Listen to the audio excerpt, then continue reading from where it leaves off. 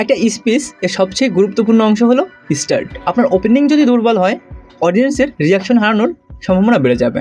তাই শুরুতেই শুধু নিজের পরিচয় দিতে 2 মিনিট নষ্ট করবেন না।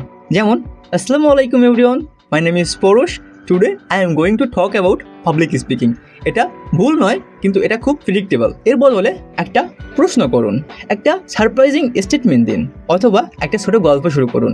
ধরুন আপনি পাবলিক স্পিকিং নিয়ে কথা বলছেন। আপনি বলতে পারেন, 3 বছর আগে একটা ছেলে ছিল যে 10 জন মানুষের সামনে দাঁড়িয়ে কথা বলতে গেলেই সবকিছু ভুলে যেত।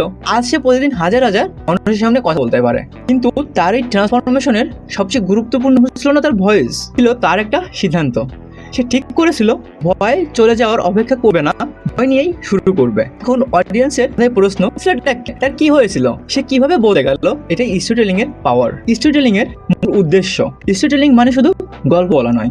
স্টোরি টেলিং হলো একটা আইডিয়াকে মানুষের কাছে অনুভব করানো। ধরুন আমি বললাম, কনফিডেন্স ইজ ইম্পর্ট্যান্ট। আপনি শুনলেন, কিছুক্ষণ পর ভুলে গেলেন। কিন্তু যদি আমি বলি, একজন স্টুডেন্টের মাথায় 100 অ্যান্সার ছিল, কিন্তু ইন্টারভিউ বোর্ডে সামনে সে নিজের নামটাই ভুলে গেল।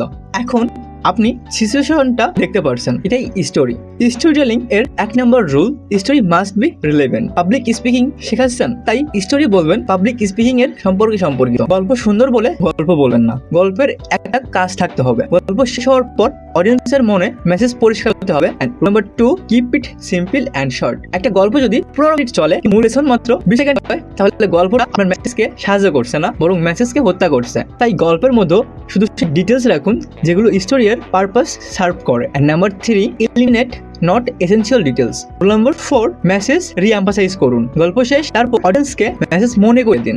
যেমন, রাহাতের প্রবলেম ছিল নলেজের অভাব নয়, প্রবলেম ছিল কমিউনিকেশনের অভাব। আর এখানেই আমাদের লিসন, নলেজ তখনই ইম্প্যাক্ট তৈরি করে যখন আপনি সেটা অন্য মানুষের কাছে পরিষ্কারভাবে পৌঁছে দিতে পারেন। এভাবেই মেসেজ আবার অডিয়েন্সের মাথায় বসে যায়। Rule number 5, familiar element. গল্পে এমন বিষয় ব্যবহার করুন যেগুলো অডিয়েন্স চেনে, যেমন school, college, interview, family, friend, exam, job, relationship. এর সাধারণ অভিজ্ঞতা, বাস্তব জীবনের ফ্যামিলিয়ার সিচুয়েশন অডিয়েন্সের সঙ্গে দ্রুত কানেকশন তৈরি করে। Rule number 6, learn your story.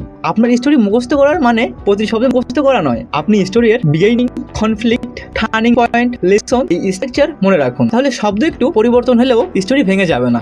স্পিচে গল্পের সংখ্যা বেশি করবেন না, বিশেষ করে শর্ট প্রেজেন্টেশনে।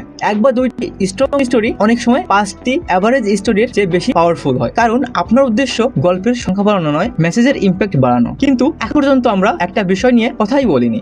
আপনি খুব ভালো স্টোরি জানেন, আপনার কন্টেন্ট এক্সেলেন্ট, আপনার ওপেনিং পাওয়ারফুল, তারপরও আপনি যদি স্টেজে দাঁড়িয়ে পুরো সময় একইভাবে, একই স্পিডে, একই ভয়েসে কথা বলেন, তাহলে কি হবে? অডিয়েন্সের ব্রেন ধীরে ধীরে ডিসএঙ্গেজ করতে শুরু করবে। তাই এবার আসল গেম বডি ল্যাঙ্গুয়েজ এবং ভয়েস। এর পরবর্তীতে মেইনলি আমরা এই বিষয়ে কথা বলবো।